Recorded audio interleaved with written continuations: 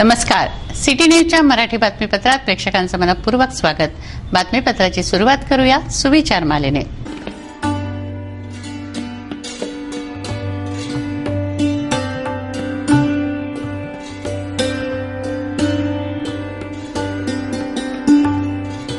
आता बघूया बातमीपत्रातील ठळक बातम्या.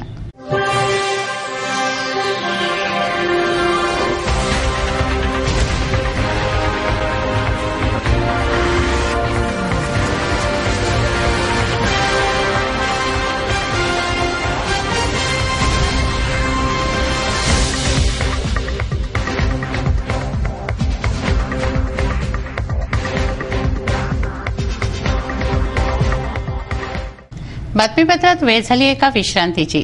विश्रांतीनंतर पुन्हा भेटू. पहा फक्त सिटी न्यूज.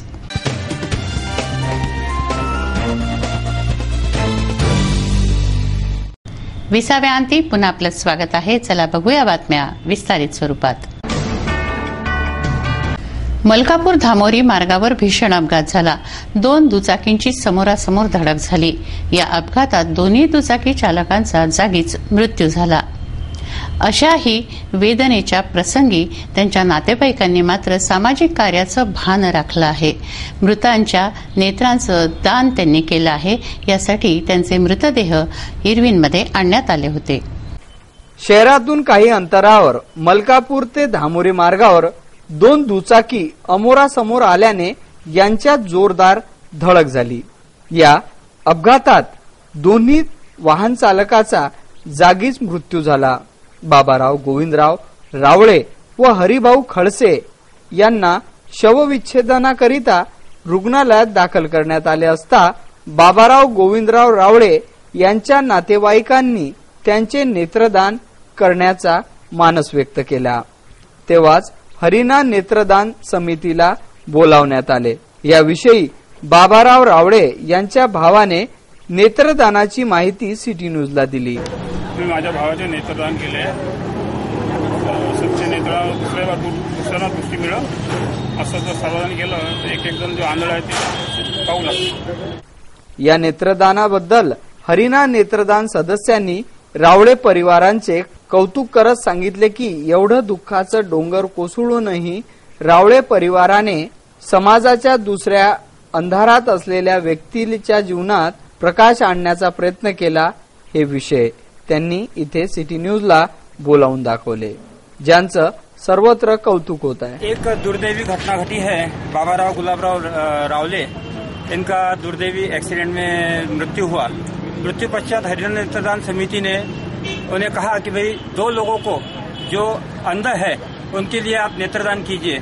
और रावले परिवार ने बड़े सहर्षता से इतने दुख में भी नेत्रदान का संकल्प जो उनका था वो पूरा किया. तो मैं ये सभी तमाम लोगों से ये कहना चाहता हूँ कि ऐसी कोई भी दुर्घटना होती है तो केवल नेत्रदान के माध्यम से 2 लोगों को जो इस जग नहीं देख पा रहे हैं उन्हें जग दिखाने का कार्य कीजिए. धन्यवाद.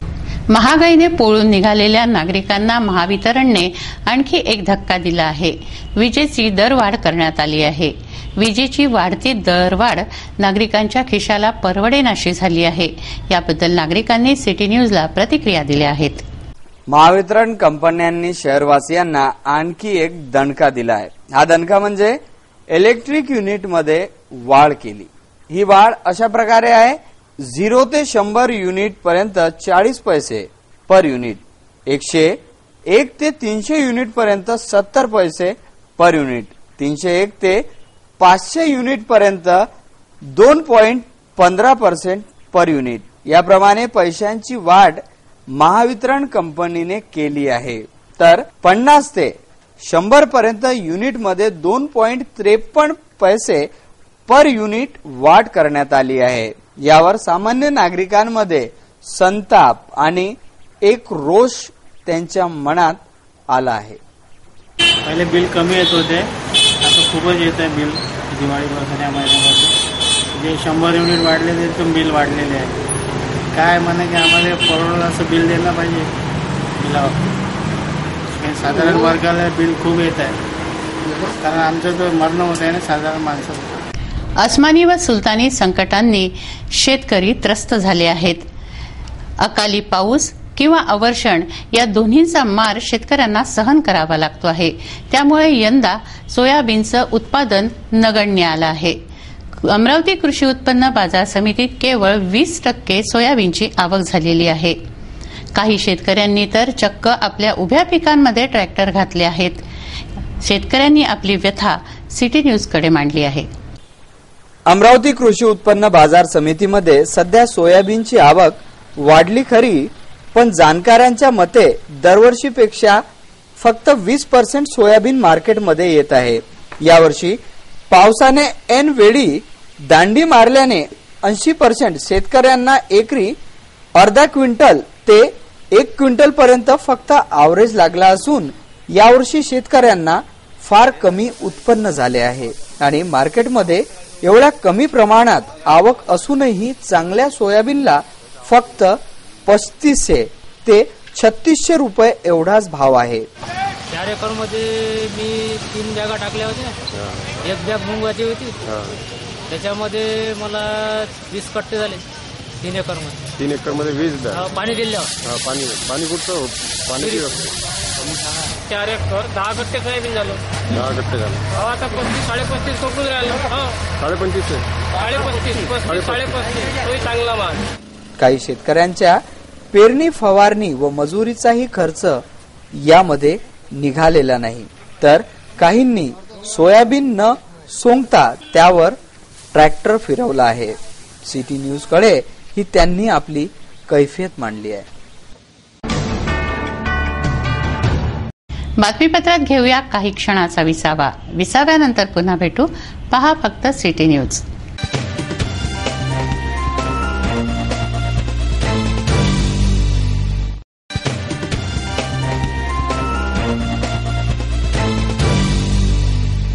विसाव्याअंती पुन्हा आपलं स्वागत आहे. वळूया उर्वरित घडामोडींकडे.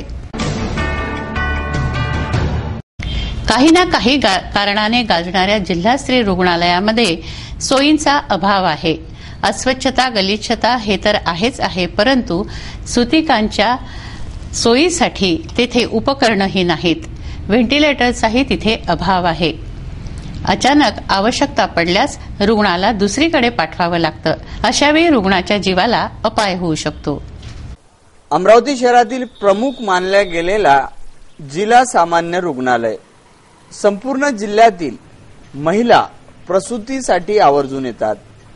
जिल्हा स्त्री सामान्य रुग्णालयात रुग्णांच्या आता जीवाशी खेळले जात आहे. कोट्यावधीचा निधी सुपर हॉस्पिटलला आला, परंतु स्त्री रुग्णालयामध्ये एका रुग्णाकरिता सुद्धा व्हेंटिलेटर इथे नाही. ही बाब पेशंटच्या जीवाला धोकादायक होऊ शकते. डॉक्टरांना माहीत असल्यावरही डफरीन येथील डॉक्टर निष्क्रियपणाने वागतात व रुग्णाला नागपूरला रेफर केल्या जाते. डॉक्टरांची परिभाषा देवांची आहे, परंतु डफरीन येथील डॉक्टरांनी हे सगळं गुंडाळून आपला व्यवसाय तयार केला आहे, ज्यामध्ये सर्वसामान्य रुग्णांची फार पिळवणूक होत आहे. सोनोग्राफीसाठी खासगी रुग्णालयांमध्ये पाठविल्या जाते. ही बाब फार दुर्दैवी आहे. अमरावती महानगरपालिकेतील अकाउंट अधिकाऱ्याचं पद गेल्या काही दिवसांपासून रिक्त होतं. या पदावर असलेले गोसावी यांची गच्छंती मनपा आयुक्तांनी केली होती. त्यानंतर आता हे रिक्त पद पुन्हा भरलं गेलं आहे. या पदावर यवतमाळचे अधिकारी रुजू झाले आहेत.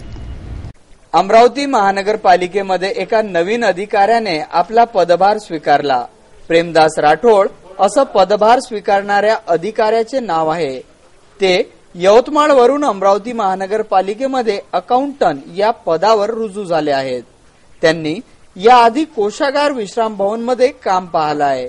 त्यांनी आपल्या पदभाराबरोबरच कार्यालयामधील पदाधिकाऱ्यांच्या सुद्धा भेटीगाठी घेतल्या. अमरावती शहरातील वाहतूक नियंत्रित करण्यासाठी सौर ऊर्जेवर चालणारे सिग्नल लावण्यात आले आहेत. शहराच्या हृदयस्थ असलेल्या राजकमल चौकातही अशा प्रकारचा सिग्नल लावण्यात आलेला आहे, परंतु तो गेल्या काही दिवसांपासून बंदच आहेत. त्यामुळे हा सोलर सिग्नल शोभेची वस्तू ठरलाय. शहरातील वाहतुकीला नियंत्रणात ठेवण्यासाठी चौकामध्ये सिग्नल लावले जाते. ठिकठिकाणी ट्रॅफिकवर नियंत्रण म्हणून सौर ऊर्जावर चालणारे हे सिग्नल शहरात लावले गेले आहे, परंतु राजकमल चौक आणि जिल्हाधिकारी कार्यालयासमोरील सिग्नलचे हाल सध्या बेहाल झाले आहेत. एवढा मोठा खर्च करून सुद्धा या सिग्नलची व्यवस्था सांभाळली जात नाही आहे, हे नागरिकांचे म्हणणे आहे. हे जे बंद स्थितीमध्ये सिग्नल सध्या आहे, या सिग्नलचा सध्या तरी काहीच उपयोग शहरवासियांना होत नाही, कारण की हे सिग्नल फक्त शो पुरते मर्यादित आहे, कारण की हे सुरूच नाही आहे, बंद पडलेले आहे. या बंद पडलेल्या सिग्नलचे करावे तरी काय, हा प्रश्न सध्या उपस्थित झाला आहे. शासनाने रॉयल्टी वाढवल्याच्या विरोधात खदान व क्रशर असोसिएशननं काम बंद पुकारलं आहे, परंतु यामागची वस्तुस्थिती समोर येत आहे. अनेक तक्रारी सिटी न्यूजकडे येत आहेत. ज्या ठिकाणी खदानी आहेत त्या खदानींमधली वस्तुस्थिती काय आहे, तिथे मजुरांसाठी सोयी काय आहेत, या खदानींमुळे किती प्रदूषण होत आहे, किती नागरिकांचं नुकसान होत आहे, किती अपघात घडत आहेत. रॉयल्टी वाढवल्याचा विरोध असोसिएशन करत आहे, परंतु हे असोसिएशन किंवा हे व्यावसायिक ही रॉयल्टी खरोखरच प्रामाणिकपणे भरतात का, हा ही अत्यंत मुद्द्याचा विषय आहे. एका रॉयल्टीवर अनेक ट्रक पाठवले जातात. ज्या ठिकाणी खदान असते तेथील मजुरांसाठी कुठल्याही सोयी नसतात, प्राथमिक उपचार सुद्धा नसतात. या ट्रकमुळे अनेक अपघात घडलेले आहे. गिट्टी खदानींमध्ये पाणी साचून तेथेही जीव गेलेले आहेत. अशी सगळी वस्तुस्थिती यामागची आहे. गिट्टी खदान आणि क्रॅशर यांची हडताल संपूर्ण विदर्भात मोठ्या प्रमाणात चालू आहे. ही हडताल क्रॅशर ऑनर असोसिएशनने केली आहे. रॉयल्टी 200 रुपये वरून राज्य सरकारने 400 रुपये केली, त्यामुळे ही रॉयल्टी कमी करण्यात यावी यासाठी ही हडताळ आहे.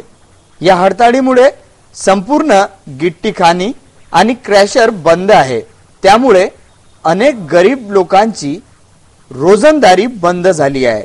तसेच सरकारचे प्रतिदिवस 20 लाख रुपयांचे नुकसान होत आहे, असे हडतालवाले सांगत आहे. खदान व क्रशर ओनर्स असोसिएशन तर्फे आमचा जो 15 तारखेपासून जो बंद आम्ही बेमुदत बंद ठरवलेला आहे.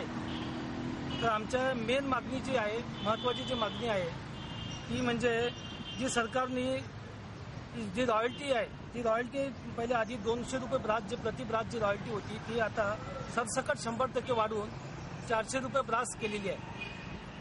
त्या निषेधार्थ आमचं हे पूर्ण विदर्भात, सध्या तरी विदर्भात आमचं सध्या आता बंद आम्ही पुकारलेला आहे. नंतर मग 25 तारखेपासून पूर्ण महाराष्ट्रामध्ये पूर्ण आम्ही बेमुदत बंद ठेवू, पूर्ण महाराष्ट्र. असं 20 लाख रुपयाचा प्रति दिवस नुकसान फक्त अमरावती जिल्ह्यामध्ये प्रति दिवसाप्रमाणे 20 लाख रुपयाचा महसूल शासनाचा डुबत आहे. आणि याच्यामध्ये क्रशरच्या संदर्भात जेवढे काही आमचे मजूर आहेत सगळे जे काही त्यांच्या जवळपास 5000 लोकांच्या याच्यामध्ये सगळ्यांचं म्हणजे प्रभावित होत आहे, त्यांचं नुकसान होत आहे. बांधकाम बंद पडलेलं आहे. आणि याच्यामध्ये गिट्टी खदान म्हणजे प्रोडक्शन आणि मॅन्युफॅक्चरिंग, म्हणजे प्रोडक्शन आणि सेल दोन्ही पण बंद ठेवलेलं आहे. आता प्रश्न निर्माण होतो की राज्य सरकारने 200 रुपयावरून 400 रुपये रॉयल्टी का केली? रॉयल्टी वाढण्यामागचे कारण कोणते? या प्रश्नाचे उत्तर सिटी न्यूजने शोधले आहे. मासोद या गावी राहणाऱ्या एका समाजसेवकाने माहिती दिली की एका रॉयल्टीच्या पावतीवर 5 ते 6 ट्रक सोडले जातात, त्यामुळे याचा धक्का सरकारला बसतो. हे ट्रक सोडण्याची एक चेन लागली आहे. जर चेकिंग झाली तर त्यांचे वेगळे रस्ते सुद्धा आहे, त्यामुळे रॉयल्टीमध्ये मोठा भ्रष्टाचार होत आहे हे सिद्ध. महसूल विभागाचा चालतात, परंतु आज 2-3 दिवसापासून ज्या गोष्टीसाठी आंदोलन होत आहे आणि रॉयल्टी बाबत जर बोलणं चाललं तर हे साफ चुकीचं आहे. कारण की हे 200 रुपयाच्या 100% रॉयल्टी वाढवली असं जे बदनाम करत आहे, पण वस्तुस्थिती ही आहे की मजूर बोलू नाही शकत. यांच्याकडे जे लोक असतात ते कमीत कमी 10-15 वर्षापासून कमीत कमी 10-15 वर्षापासून एका रॉयल्टीवर हे 10 ट्रक सोडतात. म्हणजे हा प्युअर भ्रष्टाचार आहे. परंतु याला कुठेही मजूर त्यांना दाबल्या जातात, त्यांच्याकडून बोलल्या जात नाही, म्हणून या रॉयल्टी बद्दलचं हे बोलतात. रॉयल्टी ही वाढण्याच्या बद्दलचं इतकं आंदोलन, इतकं उपोषण करण्याचा प्रयत्न करतात, इतकेही लोक तिथं नाही आहे. परंतु या असोसिएशननं हे कुठपर्यंत महसूल विभागाचं इतकं महसूल डुबवलेला आहे की एका रॉयल्टीवर 10 ट्रक सोडून कितीतरी रॉयल्टीचं नुकसान महसूल विभागाचं केलेलं आहे. दुसरी बाब, यांनीही सांगितलेलं आहे का यांच्यामुळं मजुरांवर उपासमारीचा वेळ येत आहे. त्यावेळेस यांचं हे महत्वाचं लक्षात नाही देत की ज्यावेळेस यांचे अपघात होतात, यांना जबरदस्ती तिथं काम करायला जाते. यांचं जे ध्वनी प्रदूषण, वायू प्रदूषण, भूमी प्रदूषण होत आहे, त्या मजुरांना तिथं एवढ्या धुव्यात बसवल्या जाते आणि त्यांच्याबद्दलची कोणतेही टिंचर लावण्यासारखीही व्यवस्था तिथं उपलब्ध नसेल तर ही यांना अधिकार नाही आहे की हे स्वतः या मजुरांचं नुकसान होतात असं म्हणतात. मजूर त्यांच्या पाठीशी आहेत असं कारण काय आहे की ते त्यांना जोर जबरदस्तीने सांगितलं जाते. त्यांच्याकडे मजुरी करासाठी हे बाहेरून मजूर आणतात किंवा गावातले मजूर त्यांना सांगतात की तुम्ही आम्हाला असं बोलावं तर तुम्हाला इथं कामावर ठेवण्यात येईल, नाही तर ठेवण्यात येणार नाही. हा माझा इतक्याही वर्षाचा अनुभव आहे, ज्या वेळेस पासून मला समजतं. इथं अवैध ब्लास्टिंग होतं, अवैध उत्खनन झालेलं आहे, अवैध कामं चालतात, पण तरीही आजपर्यंत ही असोसिएशन कुठल्याही प्रकारचं या बाबतीत महसूल विभागाला त्यांनी सांगितलं नाही. परंतु आजच हे या गोष्टीवर का हे करतात मला समज येत नाही. या बाजूनं गावाचं नुकसान होऊ नये, पण काही गावातले लोकांचा अवैध व्यवसाय या व्यावसायिकांसोबत असल्यामुळे हा सर्व विषय दाबला जातो. टाउनशिप प्लॅन मध्ये गावापासून 1 किलोमीटरच्या 2 किलोमीटरच्या दूर असायला पाहिजे, तरी ती क्रेशर खदान शरीराला खराब करत असून तरी तिथंच आहे.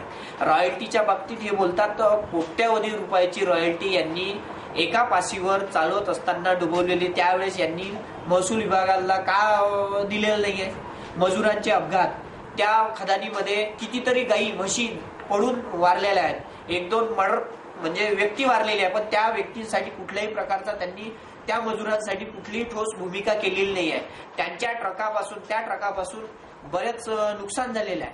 जे माल वाहतूक असतात त्या ट्रक पासून इतकी वाहतुकीमध्ये ऍक्सिडेंट झाले आहे, पण त्या मजुरांना 1ही रुपया त्यांना मिळालेला झालेला नाही. त्यांची आर्थिक पिळवणूक तर होतेच होते, सामाजिक, बौद्धिक आणि शैक्षणिकही पिळवणूक यांच्या माध्यमातून चालते. यांना शिक्षणासाठी कोणत्याही बद्दलचा तिथं त्या मुलांसाठी व्यवस्था नाही आहे. तर मग ही महसूल विभागाची नुकसान नसून त्या लोकांची पिळवणूक नसून मग तरीही का उपोषणाला बसतात.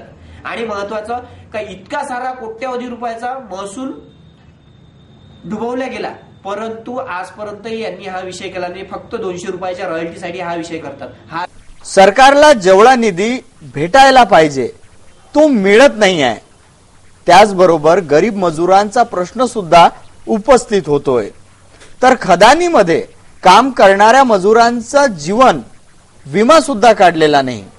जर खदानीत कोणता अपघात झाला तर प्राथमिक सुविधा सुद्धा इथे उपलब्ध करून दिलेली नाही आहे. कोणत्याच अँब्युलन्सची सुविधा सुद्धा नाही आहे.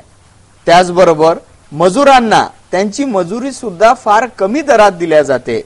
आणि काही लोक हे 4000 मजुरांचा प्रश्न समोर ठेवून आपल्या मागण्या सरकारपुढे मांडत आहे. मासोद आणि राजुरा या गावच्या अवतीभोवती अनेक खदानी आहे. मासोद या गावाला लागूनच 200 ते 300 मीटर अंतरावर खदानी दिसून येतात. या खदानीमधून निघणारा धूर संपूर्ण गावात पसरतो. त्यामुळे दमा, त्वचा रोगासारखे या गावकऱ्यांना आजार उद्भवण्याचे आसार दिसून येतात. खदानीमध्ये खोदकाम झालेल्या जागेत पाणी साचले आहे. त्या पाण्यामध्ये गुरे, ढोरे पडून मरताना दिसतात. या ठिकाणी अनेक अपघात सुद्धा होतात. हा 10 फुटाच्या 20 फुटाच्या अंतरावरच हा मेन रोड आहे क्रेशरला लागून. आणि इथं एवढं वर्षापासूनचा कमीत कमी 10-20 वर्षापासूनची ही खदान आहे. याच्यामध्ये साचलेलं पाणी आहे. याच्या गुरुद्वारामुळे बाधिक होऊन राहिलं. तसंच इथून कितीतरी म्हशी गाई पडल्या याच्यामध्ये, पण याच्यापर्यंत आजपर्यंत कोणतीही कारवाई केल्या गेलेली नाही आहे. याला फाळकण असायला पाहिजे होते, कमीत कमी असं पूर्ण तार कंपाऊंड असायला पाहिजे का मेन याच्यावर असतानाही याबद्दलची कोणतीही कारवाई याच्यावर केलेली नाही आहे. यामध्ये गाई म्हशी शेतकऱ्यांच्या गाई पण याच्यापासून त्यांना कोणताही त्रास दिला नाही. जेवढे काही गुरढोरं असतात त्यांच्या सेफ्टीसाठी किंवा माणसांच्या इथून जर गाडी सरळ जर आली तर तो सरळ इथं येऊन आणि मृत्युमुखी पडतात. तरी गाई इथं मृत्यू पडलेल्या आहेत. आणि महत्वाचा विषय असा आहे की हे पूर्ण इथं कुठल्याही खदानीला जितकंही पाणी जमलेलं दिसतं, फार खोल खदान असूनही इथं कितीतरी गाई आणि म्हशी मेलेल्या आहेत. पण याचं कोणतंही अडकण किंवा त्या प्रकारे असलेलं म्हणजे कंपाऊंड म्हणू आपण तर सेफ्टीसाठी कुठल्याही प्रकारचं दिलेलं नाही. आणि या खदानीमध्ये जे खोदकाम झालं, ज्यामध्ये पाणी साचल्या जातंय, त्यामध्ये एखादी वॉल किंवा काही कंपाऊंड सुद्धा बांधलेलं नाही, ज्यामुळे इथे कोणताही प्राणी सहज जाऊ शकतो आणि दुर्घटना होऊ शकते. आणि विशेष म्हणजे विस्फोटाचे ट्रॅक्टर सुद्धा गावामध्ये लावले जातात. नियमानुसार गावाच्या बाहेर विस्फोटजन्य पदार्थ ठेवले पाहिजे असं आहे, पण वस्तुस्थिती ही वेगळीच आहे. या संदर्भात अनेक आंदोलने सुद्धा करण्यात आली. पालकमंत्र्यांना सुद्धा निवेदने देण्यात आली. जिल्हाधिकारी तसेच अनेक मंत्रींना या संदर्भात माहिती देण्यात आली, पण कोणीच याकडे लक्ष अद्यापपर्यंत दिलेलं नाही, हे विशेष.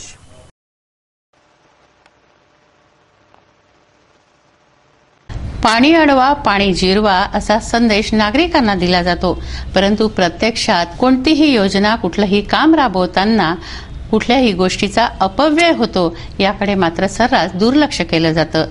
दुभाजकांवर लावलेल्या झाडांना पाणी देताना ते पाणी झाडांकडे जातं की नाही याची दखलही घेतली जात नाही. असाच प्रकार काही मार्गांवर घडताना दिसतो आहे.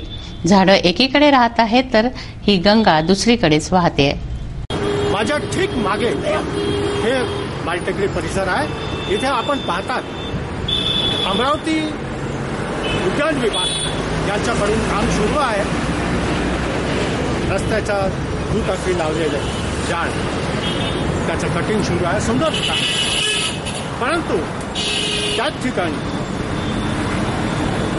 सप्लायची पाण्याची पाईपलाईन फुटलेली आहे आणि हे काम वाने नावाच्या साहेबाकडे आहे, पण त्यांना फुरसत नाही पाहायला की पाण्याची पाईपलाईन फुटली आहे आणि आपण त्याला दुरुस्त केला पाहिजे.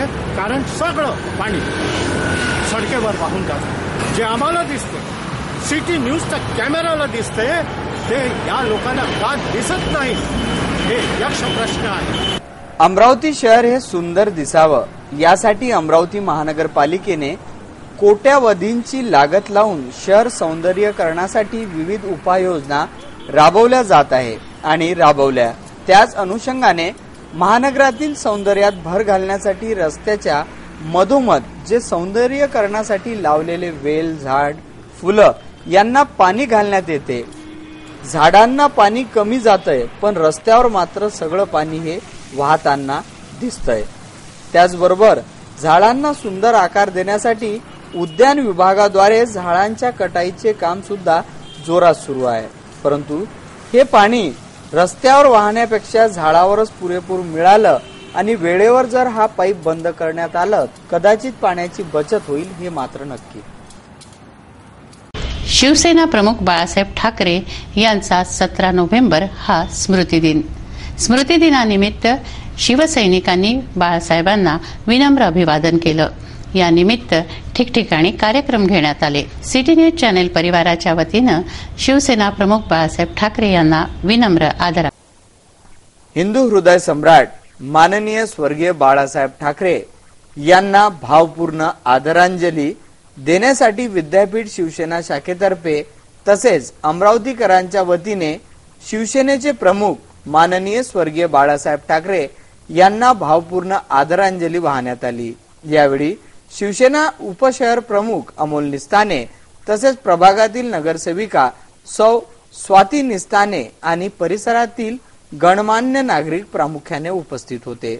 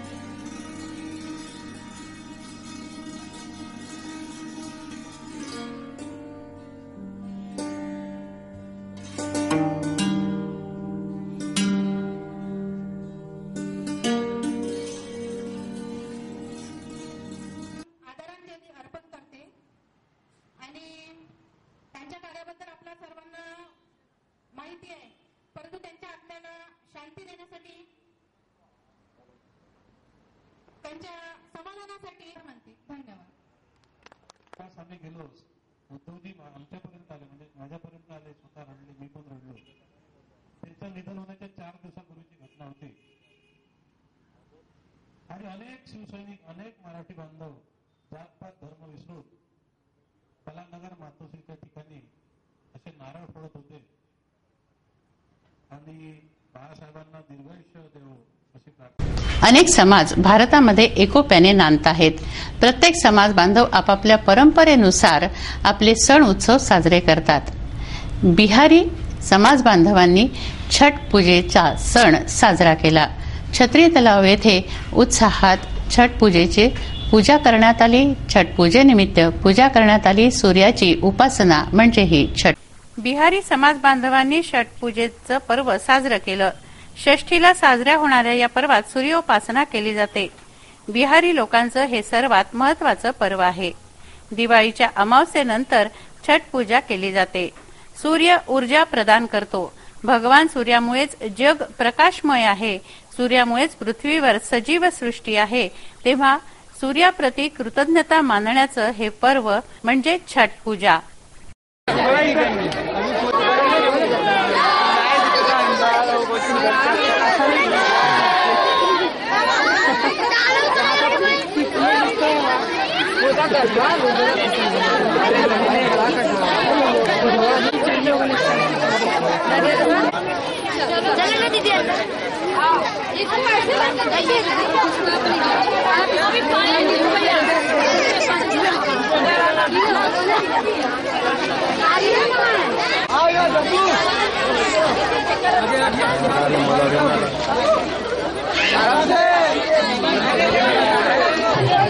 थोड़ा तिरछा करो उधर.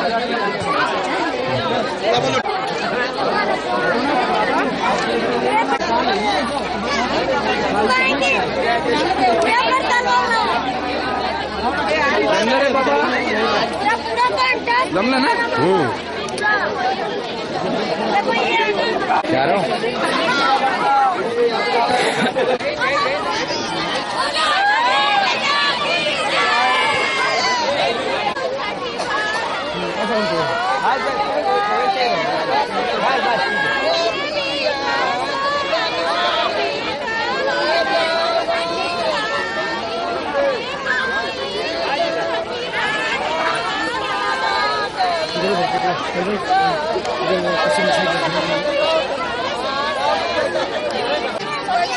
सूर्य भगवान जा रहे हैं.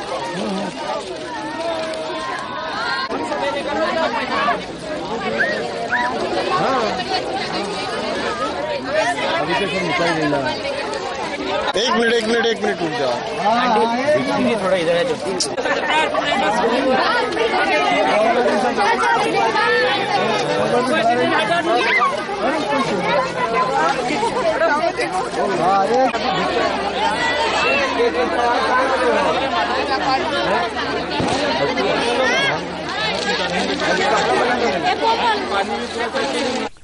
छत्री तलाव येथे सार्वजनिक छठ पूजा समितीच्या वतीने आयोजित छठ पूजा या कार्यक्रमाच्या प्रसंगी प्रामुख्याने अमरावती शहराच्या प्रथम नागरिक सौ रीना नंदा, मनपा सभापती मिलिंद बांबल, श्री तिरतकर, अभिनंदन पेंडारे, तुषार भारतीय आदी प्रमुख पाहुणे उपस्थित होते. यावेळी सौ रीना नंदा यांनी पुढील छठ पूजा पर्यंत येथे ये जा करण्यासाठी डांबरीकरण रोड व स्ट्रीट लाईटची व्यवस्था करण्यात येईल अशी या प्रसंगी त्यांनी ग्वाही दिली. महाआरतीनंतर छठ पूजेचे महत्व सांगण्यात आली. या कार्यक्रमाचे आभार प्रदर्शन व संचालन अभिनंदन पेंडारे यांनी केले. या कार्यक्रमाच्या प्रसंगी अमरावती शहरातील सर्व बिहारी बांधव मोठ्या संख्येने उपस्थित होते.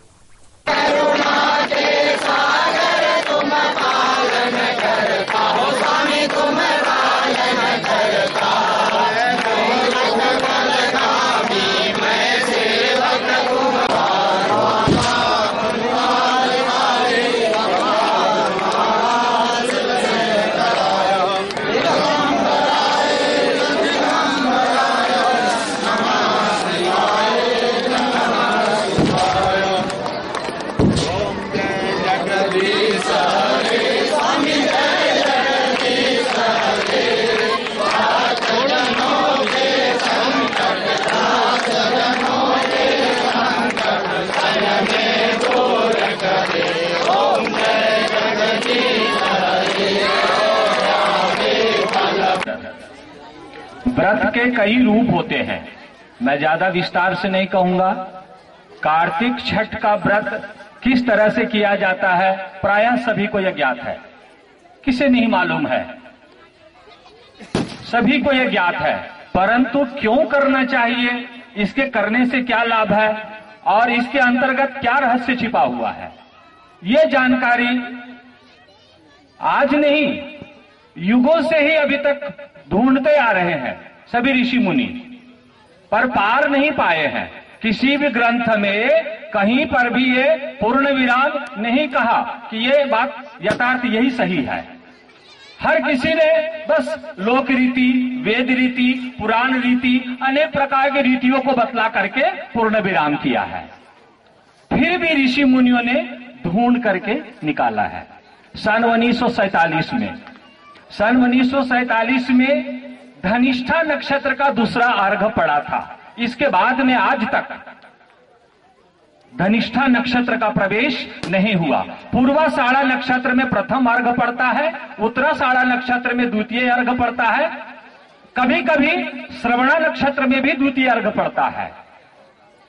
पूर्वाषाढ़ा नक्षत्र के देवता हैं जल, उत्तराषाढ़ा नक्षत्र के देवता हैं ब्रह्मा, श्रवणा के देवता हैं विष्णु। मैं आपको बता दूं 4, 5, 6, 7 चतुर्थी को स्नान करके भोजन करना है, पंचमी को लोहंडा। ये किन किन वस्तुओं। मच्छीसात येथील राधाकृष्ण मंदिरात कार्तिकानिमित्त भागवत कथेचं आयोजन करण्यात आलं आहे। वेदशास्त्र संपन्न प्रमोद महाराज कापरे भागवतावर सुश्राव्य प्रवचन करत आहेत। मोठ्या संख्येनं भाविक या भागवताचा लाभ घेत आहेत। अमरावती ग्रामच्या जुन्या मोहल्ल्या गल्ल्यातील बोळ्यांमध्ये मच्छीसात, सातखिडकी, दहीसात हा विभाग अतिप्रसिद्ध होता। त्या जुन्या विभागात मच्छीसात किंवा सिकवालपुरा विभागात राधाकृष्णाचे मंदिर प्रसिद्ध होते। काही काळ प्रसिद्धीच्या झोत्यातून कमी झालेले हे मंदिर पुन्हा नवीनीकरण होऊन सुप्रसिद्ध होऊ घातले आहे। कार्तिक महिन्याच्या पावन पर्वानिमित्त इथे भव्य संगीतमय भागवत कथेचं आयोजन सुरू केलं आहे। सोमवार दिनांक 16 नोव्हेंबर ते 23 नोव्हेंबर पर्यंत हे आयोजन राहणार आहे। प्रमोदजी महाराज कटारे यांच्या अमृतवाणीत भव्य भगवत कथेचं श्रवण मनन मोठ्या भक्तिभावाने भक्त करत आहे। हे विशेष आमचे वरिष्ठ संवाददाता श्री अशोक भाई जोशी यांची ही विशेष प्रस्तुति। मेरी ईमानदारी पर संदेह ले रहे हो दुर्योधन? हाँ दादाजी, क्यों? आज युद्ध को 10 दिन हो गए। 10 दिन में आधी सेना समाप्त हो गई। मेरे 50 भाई युद्ध नहीं कर रहे हो। कल के युद्ध में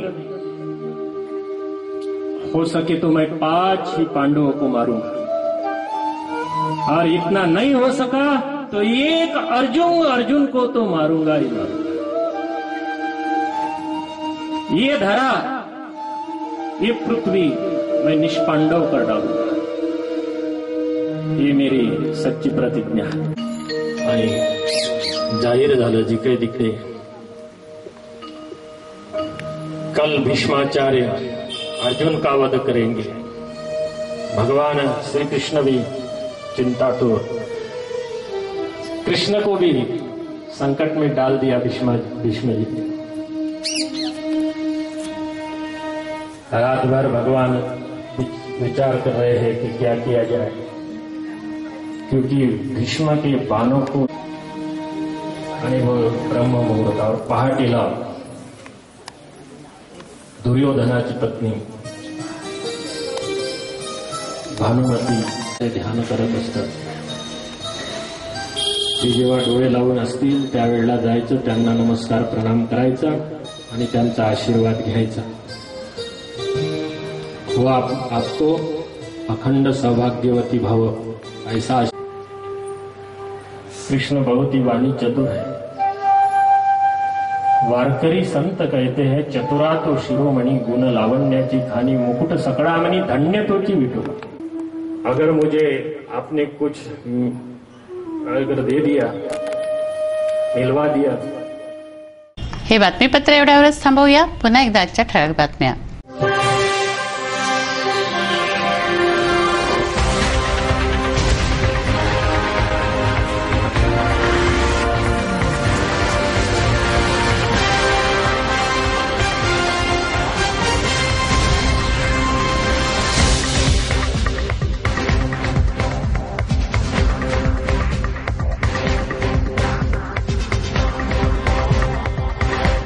वेळ झाली आहे आपली रजा घेण्याची. आपणास काही माहिती द्यायची वा काही सुचवायचे असेल तर आमच्याशी थेट संपर्क करा. आमचा पत्ता सिटी न्यूज कार्यालय, मातोश्री आर्केड, सहकार भुवन समोर, मोर्शी रोड, अमरावती. आमचा फोन नंबर आहे 3298-161 आणि वेबसाईट आहे www.citynews.net.in. अचूक, सडेतोड आणि निर्भीड बातम्यांसाठी बघत राहा अमरावतीचं नंबर 1 चॅनेल, फक्त सिटी न्यूज. बातमी आमची, विश्वास तुमचा.